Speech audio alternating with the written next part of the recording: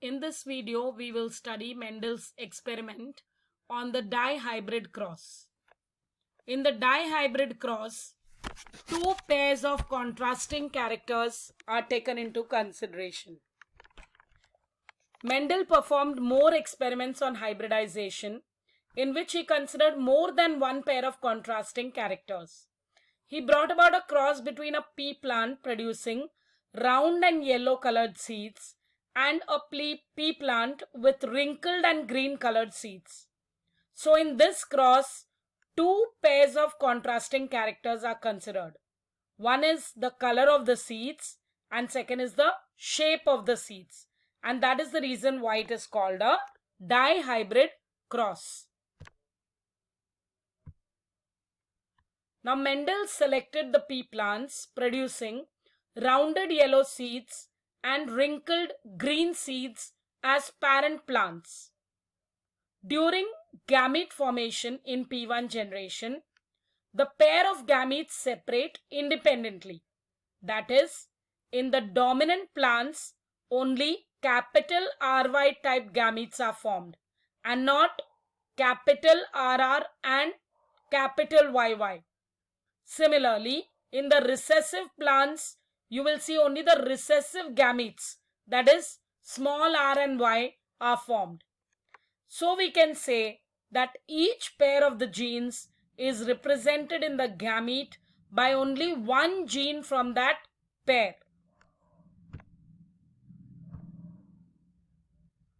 Now here you can see Mendel's experiment on the dihybrid cross, parental generation P1, phenotype, round yellow seeds and wrinkled green seeds. The genotype for round yellow seeds is capital R and capital YY, while for wrinkled green seeds it is small rr and small yy. Now you can see the gametes formed, capital RY and small ry. Now the first filial generation after crossing will be R, capital R, small r and capital Y, small y. Their phenotype will be round and yellow seeds. Now the parental generation P2 is obtained by selfing in F1. So the phenotype of the next generation, rounded yellow seeds, and genotype will be RRYY, that is possessing both the dominant as well as the recessive genes. Now the gametes obtained will be of 8 types, as you can see respectively. And then we have the second filial generation, which is shown in the Punnett square by the combination of these 8 pairs of genes. The male gametes and the female gametes. Male gametes are arranged in the row while the female gametes are arranged in the column. And you can see the 16 different combinations of the genes in the Punnett square. Now, based on the conclusions from the monohybrid cross, Mendel expected that in the F2 generation of dihybrid cross, the plants would produce rounded yellow seeds. He was proved right.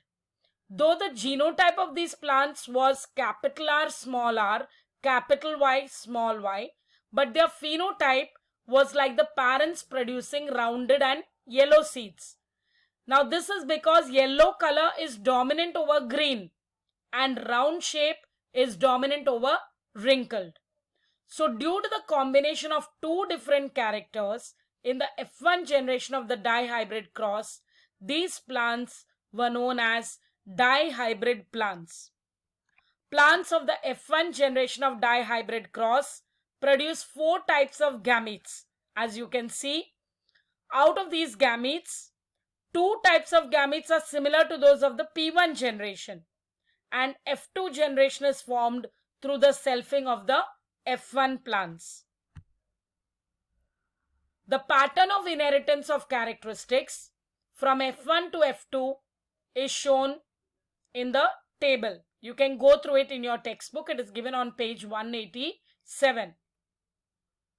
And you can see an activity given about the presentation in the form of a ratio, which you have to fill. The 16 different possible combinations through the union of 4 types of male gametes and 4 types of female gametes are shown in a chessboard-like table, that is the checkerboard or the Punnett square. Male gametes are arranged at the top of the table and female gametes are also shown in the left column. Observations based on a study of the F2 generation can be concluded as follows.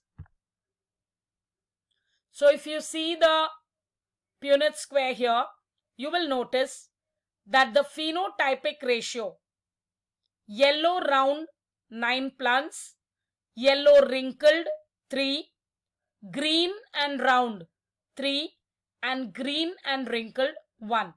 So the phenotypic ratio will be 9:3:3:1. And the genotype ratio is as given below, that is 1:2:4:1:2:1:2:1.